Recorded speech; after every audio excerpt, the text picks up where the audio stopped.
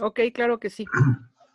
Y en esta parte, en lo del glosario, los acrónimos, resumen y el abstract, realmente pues ya estamos en la parte final con los apéndices y prácticamente pues lo que tenemos que hacer es un glosario de los términos técnicos, es decir, aquellos que consideramos nosotros que debemos explicar porque son nuestros términos claves y que son a lo largo de nuestro trabajo utilizados y que en determinado momento pueden tener importancia para los lectores y que estos, bueno, los tenemos que poner al principio de una manera fácilmente encontrada, que la encuentren y que puedan este, saber sus significados antes de leer todo el trabajo.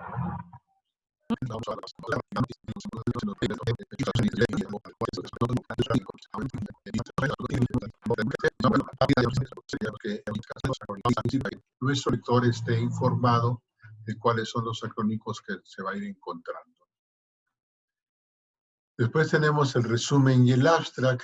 Esto pues, es un párrafo que va a sintetizar todo el contenido de su trabajo. Si ustedes se fijan, la primera parte es el resumen en extenso, o sea, todo lo que hemos investigado va a ir redactado de manera extensa y con detalle, que es todo el cuerpo de introducción hasta conclusiones del trabajo de tesis. En la introducción viene otra síntesis, una segunda síntesis de todo el trabajo, pero para introducir y vender nuestro producto a nuestros lectores. Ahora viene otra síntesis más concreta, con menos palabras, que ya es el resumen. ¿Sí? El resumen es para que quien quiera leerlo, como normalmente estos se publican y al publicarse rápidamente quien va uno a saber si le interesa o no es el resumen o el abstract. Entonces ahí tiene que ser lo más concreto posible y que contenga el tema de nuestra tesis, el objetivo general que planteamos, la problemática general planteada, la solución que hemos dado, y acompañada de la metodología general que empleamos para demostrar nuestra tesis.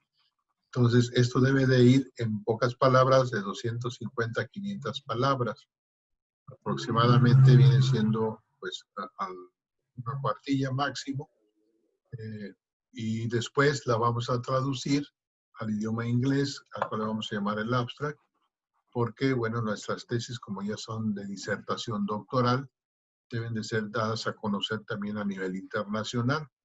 Entonces, esas van a aparecer ya en la universidad como tesis de posgrado, de doctorado, y cualquiera puede consultarlas. Entonces, cualquiera significa de cualquier idioma. Entonces, el idioma inglés es el idioma por excelencia de las ciencias, y es ahí donde debemos elaborar entonces nuestro acto.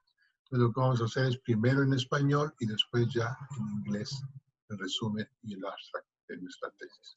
Entonces, esto es lo que nos toca para esta semana. ¿Sí? Esperamos que pues nos vaya muy bien y que vayamos, como platicábamos hace un rato contigo, lo que tienen que ir haciendo, corrigiendo, ¿no? Sí, la idea de las calificaciones que se dan es para que tengan, primero, para la actividad de la semana. Pero lo importante para nosotros es que ustedes corrijan, ¿no? Vayan haciendo Sí, las correcciones.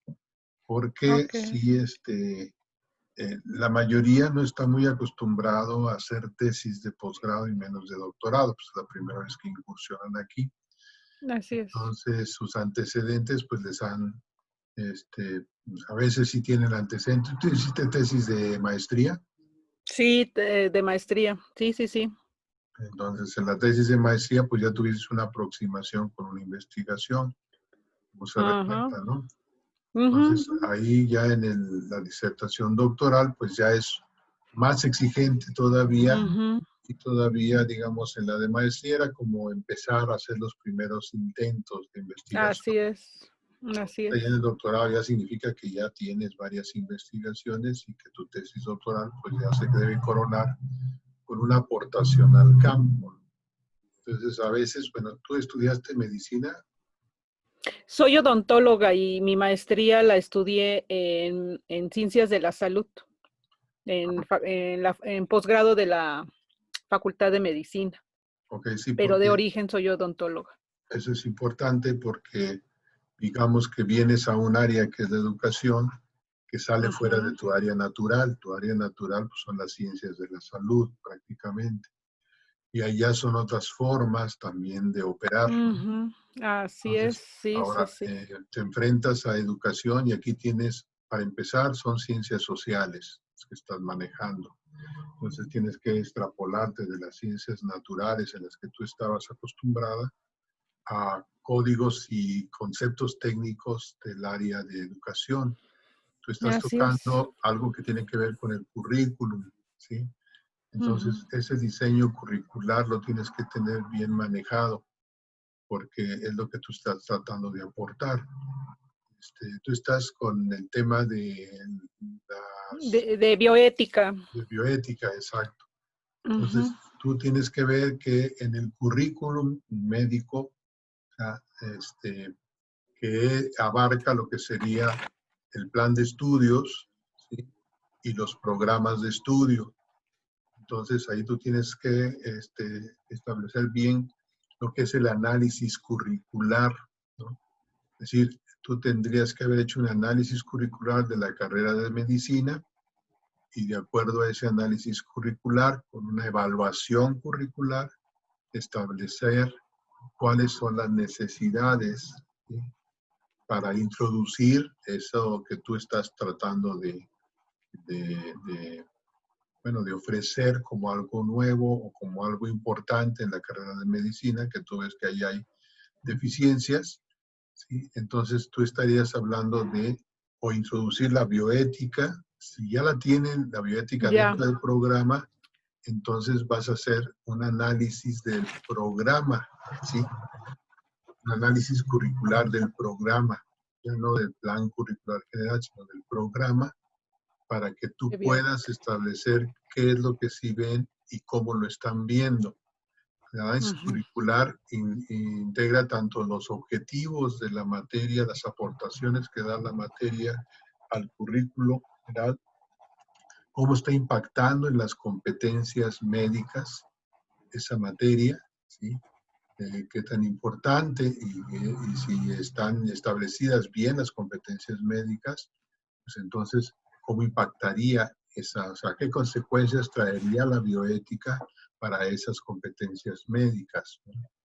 Ese es el análisis curricular. Y ahora tú ahí en tu propuesta de programa tendrías que introducir, bueno, qué es lo que tú consideras que deberían ser las competencias que deben de tener desde el punto de vista de la bioética, ¿sí?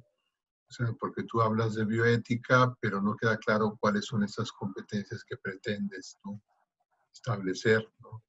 Entonces, si vas a hablar de la bioética, ¿desde qué punto de vista lo estás tomando? ¿Sí? ¿Cuáles son las diferentes corrientes de la bioética en la que se está implementando? Y hay que hacer una cuestión de llevar a la práctica, porque son dos cosas, la bioética como cuestión teórica Ujú. y la otra como práctica dentro de la práctica médica. Entonces, ahí tú tendrías que ver cuáles son los conocimientos, las habilidades, las actitudes, los valores que van a proporcionar la materia al campo de la medicina y que tantos de esas van a tener que ser dominadas como habilidades. Es decir, el conjunto de todas estas conocimientos, habilidades, actitudes y valores, ¿sí? Son lo que se llaman competencias, pero el Ujú. conjunto Así no es. van separados. Entonces tú vas a tener que ver cómo integras esas cosas, esas partes, ¿no? ¿Qué aprendizajes esperados pretendes tú con cada uno de ellos, de conocimientos, de actitudes, de habilidades, de valores que deben de tener los médicos? No solamente que tengan conocimientos para, digamos, saberse bien las teorías de la bioética, ¿no? Sino que sean Ujú. capaces de incorporar en su actuar médico y que tengan la habilidad del análisis bioético de su actividad, que tengan la actitud, que es más importante, que es lo que tratas tú de hacer énfasis en tu tesis. Así es. Que debe tener el médico desde el punto de vista bioético en las decisiones que debe de tomar frente a su profesión, ¿no?, médica como tal. Es decir, porque la bioética abarca no solamente la ética, sino que abarca otra serie de materias, o lo que llamaríamos de ciencias, ¿no? Ciencias. Como el derecho, como la política, etcétera. La sociología. Etcétera. Entonces, eso cómo lo va a integrar el médico en su práctica médica, ¿no? Y qué esperar tanto para la parte de cuando tome decisiones erróneas o cuando tome decisiones acertadas, ¿no? O sea, cuál va a ser el premio castigo que le va a dar la sociedad, porque ya no es como antes, donde pues el médico era como el dueño de la salud, ¿no? Ahora el paciente también puede protestar y puede decir que no. Es decir, y no solamente eso, sino lo puede llegar a demandar, aunque en México todavía estamos muy pobres en esa parte, pero también es parte de la conciencia, no solamente del médico, sino del paciente y de los familiares, ¿no? Se involucra todo el conjunto de individuos que están participando en estas decisiones, ¿no? O sea, no es el médico solito, no porque él dice esto es lo que voy a aplicar y ya se acabó. No, sino es el conjunto de individuos que se ven afectados por esa decisión. Y tampoco es solamente el enfermo, también están los parientes, porque depende también de ellos, ¿no? Los cuidados a veces que van a tener que tener, ¿no? Es decir, dependiendo de lo que se esté tratando. Y eso implica, por ejemplo, ahorita con lo del COVID, o sea, alguien tiene que estar atendiéndolos en casa, ¿no? Y eso implica que también ellos se contaminen, entonces vienen cuestiones éticas, cuestiones bioéticas muy fuertes. Los No se dilemas, están ¿no? También. así los dilemas que no se están tratando de una manera, vamos a decir, diáfana o transparente, ¿no? Por la forma en cómo se está llevando ahorita todo este proceso de pandemia, ¿no? Pero bueno, es parte de la responsabilidad que tiene cada uno de los que integran estas tomas de decisiones, que son de alguna manera colectivas, no son individuales, ¿no? Y que al médico pues le toca una parte, entonces esa parte debe hacerse el responsable de esa parte. Me decía a mí un profesor que me daba ética el siglo pasado, en la parte de bioética, de medicina, él decía, el médico puede ser un excelente ginecólogo que haga excelentes abortos. Es decir, desde el punto de vista técnico, Excelente. sale perfectamente el producto, queda perfectamente la mujer sin ningún peligro. Pero eso no le autoriza a que haga abortos, ¿no? Es decir, entra otro punto de vista, es técnicamente lo puede hacer, porque está capacitado técnicamente para hacerlo. Pero bioéticamente es donde se tiene que ver una situación distinta. Y eso es lo que empezamos nosotros a cuestionar ya en este siglo XXI. Es decir, el médico debe de tener esos conocimientos para entrar en esos dilemas y para también, él mismo también cubrirse en su responsabilidad. Hasta dónde él es responsable de la salud del otro, ya sea con la benevolencia, ¿no? O con la, ¿cómo dice la otra? La malignidad, ¿o no? ¿Sí? No, es la no maleficencia y la beneficencia. La beneficencia que se trate. Entonces, si algo puede ocurrir, el médico tendrá que ser responsable de ello. Y hacerse responsable no solamente desde el punto de vista ético, sino también desde el punto de vista moral, desde el punto de vista técnico, desde el punto de vista también político, desde el punto de vista legal, jurídico. Entonces, todo eso puede traer consecuencias. Y bueno, eso cómo tú lo propones, pero ya estamos hablando de que es un cambio curricular o una propuesta curricular la que tú estás haciendo. Entonces, te quedas en el marco teórico solamente en la parte bioética, pero no abarcas la parte educativa, ¿sí? Que es ahí donde estoy haciendo el hincapié. O sea, te falta ese análisis curricular, esa propuesta curricular del programa de estudios ¿sí? Y de cómo sería ese programa de estudios, cómo tú lo tienes pensado, que no solamente es el listado de contenidos, porque esos son de los conocimientos, sino todo el desarrollo curricular del programa de estudios de la materia de bioética y su importancia que tiene en el currículum del médico, ¿no? De la carrera de medicina. Entonces pienso que por ahí tienes que hacer evidente pues todo lo que tú tienes para que tu propuesta sea realmente una muy buena propuesta desde el punto de vista educativo, ¿sí? Ya no desde el punto de vista médico, porque tú eres médica, odontóloga, sino desde el punto de vista educativo, de la formación que debe tener el médico, ¿sí? En cuanto a la parte académica, pero también a lo que comporta sus competencias en el ámbito médico. No sé si con esto más o menos te oriente un poco más sobre Sí, qué no, sí. tienes que ir cambiando y orientando, ¿sí? Igual también le ocurre a otra compañera que está viendo también el medicina, ¿sí? Que está viendo ya las especialidades, ¿no? Y también a ella también le falta, le quedó el hueco ahí de la parte del análisis curricular y la evaluación curricular. Entonces hay que consultar libros con respecto a estas formas, ¿no? Hay uno muy antiguo de Tavans que hablaba de esta parte, ahorita no sé ya cómo estén, pero puede ser a partir, por ejemplo, de Tobón, que habla de las competencias y el diseño de competencias, porque te hablan solamente de cómo se diseñan las competencias, sino también cómo se evalúan las competencias para que tengas este panorama desde el punto de vista educativo.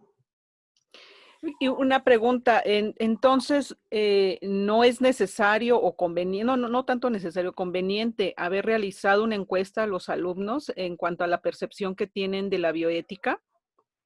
Bueno, esa te va a servir para fundamentar lo que tú estás tratando de proponer. Ah, Es ok. decir, yo evalúo a los alumnos para saber cómo está la situación, cómo está la problemática, ¿sí? El conjunto de problemas que se desencadenan en ese sentido. Pero a lo que tú más bien vas es a ese análisis curricular, o sea, ¿qué está sucediendo entonces con el currículum? Porque no presentas un análisis de lo que está sucediendo con la materia. Nomás dices que pertenece al plan de estudios y ya, sí, pero ¿cuál es el diseño que tiene el programa de la materia? ¿Cómo está diseñada eso? Si está diseñada solamente para dar conocimientos o inclusive como una cuestión opcional, ¿no? Sin Pues repercusión, más sí dada como es, ética que como bioética, es decir, o como una materia eminentemente teórica que no tiene nada que ver con la actividad profesional.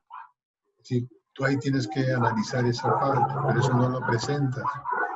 Entonces, el hecho de que tú vayas con los alumnos y veas lo que están o tienen o no pueden tener, pues lo único que te da es cómo está la situación con ellos, qué es lo que están aprendiendo. Pero si tú desprendes del análisis curricular que la materia pretendía eso que ellos están dándote, pues cumplió con su objetivo, ¿no? ¿Sí? Pero tú dices, no, pero es que tienes que fundamentar por qué necesitas hablar de algo más que solamente eso, ¿no? Que está reportando el alumno. O sea, porque pueden ser ellos muy buenos para algunos dilemas éticos, ¿no? ¿Por qué? Pues porque la misma práctica médica los va llevando a ello, ¿no? Y, por ejemplo, dilemas éticos como me pidió el secretario de Salud que en la parte médica dijera que murió por COVID, aunque haya sido un infarto que no tuvo nada con el virus. Pero pues como me lo pidió, pues yo lo firmé, ¿no? Hay una responsabilidad no solamente ética, sino jurídica, ¿no? jurídica. Además de política, porque estamos en una cuestión política ciudadana. Entonces ahí, y bueno, es que si no la firmaba yo pues tuve que convencer a la familia porque pues la familia, si yo no le firmaba el acta de defunción como COVID, pues no podían sacar el cuerpo, ¿no? Entonces, la familia pues también entra ahí en un problema, en un dilema, ¿no? O sea, pues Ok, también tiene su responsabilidad, ¿por qué permitió eso? Pero entonces, eso se tendría que ver cómo se analiza y cómo se puede proponer. Pero tú dices, bueno, una cosa es que ellos se sepan al dedillo toda la ética y otra cosa es que ellos tengan las habilidades éticas, las competencias éticas o bioéticas del ejercicio de la medicina. Ahora, ok, ahora viene lo más difícil. ¿Y tú cómo las propones lograr? ok. Esa es la propuesta que tú tendrías que hacer. Bueno, no sé si por ahí vaya tu interés, ¿no? Ujú, ujú. Sí, sí, sí. Pero sí, sin que pierdas de vista que estás en el campo de la educación. Y Ok, en ese sentido tienes que ver cuáles son estas materias educativas que te van a servir a ti para hacer un buen análisis curricular, una buena evaluación curricular y una propuesta de diseño curricular de tu programa. ok. Muy bien. Sí, sí, sí, sí. No, pues muy, muy, muy interesante todo lo que me comenta y me va a servir de mucho. Espero que sí, que lo logres. Cualquier cosa que necesites, pues me avisas a ver en qué te puedo apoyar, ¿no? Muchas gracias, doctor. Sí, claro que sí. Bueno, pues si no hay otra pregunta que quieras hacer, comentario. Ahorita que habló sobre el glosario, ¿hay algún mínimo de palabras que se puedan, que se consideren? ¿O cuál es lo más correcto de utilizar? Lo más No correcto pueden es ser que 5 o 10 o 20 o no sé. tú tienes que ver todas las palabras técnicas que tú estás utilizando. Por ejemplo, bioética es una palabra que tienes que definir. Ok. O sea, implicaciones, responsabilidad médica, por ejemplo. O sea, Ujú. palabras que no sean de uso común, vamos, sino que sean con su contenido técnico y teórico. Por lo regular, esas van directamente en lo que son tus variables del problema, tus variables de las hipótesis, tus indicadores. Hay muchas palabras técnicas que ahí van. Como ahorita te dije, por ejemplo, análisis curricular, diseño curricular, evaluación curricular, programa de estudios. O sea, esas son artes técnicas que deben ir en el glosario, si tú las estás utilizando, ¿no? Entonces, eso sí, tienes tú que definirlas conforme a cómo tú la estás entendiendo, se están manejando en tu tesis.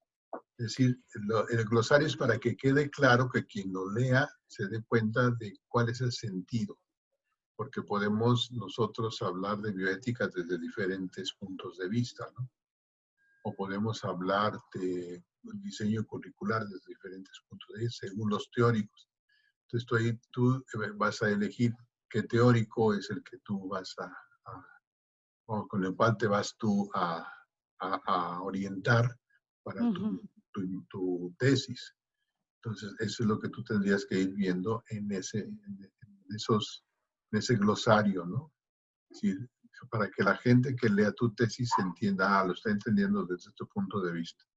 Entonces ya ni se preocupa por hablar de los otros detalles, ¿no? De las otras teorías. Por ejemplo, si yo voy a hablar de aprendizaje, pues no sé si lo voy a hablar desde Skinner, desde César Paul, desde Ausubel, o sea, cada uno entiende cosas diferentes, o desde Pavlov inclusive, ¿no? Entonces, Ujú. ¿cómo lo voy a entender? Pues bueno, aunque vaya sobre cierta línea, pues yo lo voy a entender más bien como, dices, como Ausubel. Entonces ya Ausubel es hablar de aprendizaje significativo. Ya lo defines ahí, para Ausubel el aprendizaje es esto, ¿no? Ok. Y ya de esa manera lean, ya no van a estar elucubrando si fue por Skinner o si fue por Pavlov o si fue por otro, ¿no? Otro teórico, sino ya estás más claro qué es lo que tú estás tratando de hablar. Entonces, para eso sirve el glosario, ¿no? Ah, ok. Independientemente que después tú lo vas a profundizar en tu marco teórico. Eso es independientemente. Es como una entrada rápida para que te entiendan al inicio de tu tema y qué es lo que estás tratando de explicar. Ok, muy bien. Y otra pregunta, porque nunca lo había escuchado. ¿Qué es la sangría francesa? La sangría francesa es cuando dejas unos, como son como 5 o 6 golpes al principio y después se escriben separados, ¿no? O sea, el primer renglón sí va completo, pero los otros ya van metidos, o sea, se meten hacia adentro como 5 golpes. Entonces es una medida que tiene el párrafo, ¿sí? Entonces, si tú vas a Word, en Word le puedes dar ahí donde está el párrafo, donde está cualquiera de tus párrafos, le das con el ratón el derecho y te van a aparecer varias cositas y va a decir una que dice párrafo. Ujú. Tú le das clic a párrafo, te va a aparecer la estructura que tiene el párrafo, ese párrafo. Entonces ahí te va a decir cuáles son los lineamientos y que le quieres corrido a la derecha, corrido a la izquierda, Ujú. centrado, etcétera. Si lo quieres con el interespacial de un sencillo, doble, es decir, o si quieres que después de cada renglón vaya otro espacio un poquito más grande. Todo eso es el diseño del párrafo. Y ahí vienen los tipos de sangría. Ah, ok. La sangría francesa. Ahí le das Ok. y va a aparecer la sangría. Juega con eso un poquito para que también vayas habituándote al Word, porque luego usamos el Word como máquina de escribir, pero Así es. tiene, tiene muchas Sí. cosas ahí que pueden irse haciendo. Por ejemplo, también las tablas, ¿no? O cuando Así es. introduces una gráfica, un gráfico, también hay que saber cómo lo vas a introducir, porque luego lo ponen como que va pegado con, que va separado de ahí es donde te están preguntando. Entonces son lineamientos de tipo de forma que tiene Word y que te va a ir ayudando. Eso si quieres te puedes ir en Word también ahí donde está la incógnita para que te diga cuál es el significado de cada uno de los términos que te están diciendo, con interlineado Oh. sencillo, con interlineado doble. ¿Sí? Pero eso es lo que Ah, te ok. va a ayudar mucho a que aprendas Word más todavía. Ok, claro que sí. No, pues nada más, serían las únicas preguntas. Ok, pues gracias, Ellen. Nos estamos viendo entonces la próxima semana. Claro que sí. Muchas gracias, doctor. Buenas noches. Buenas noches, que avances. Gracias. Hasta luego. Hasta luego, doctor.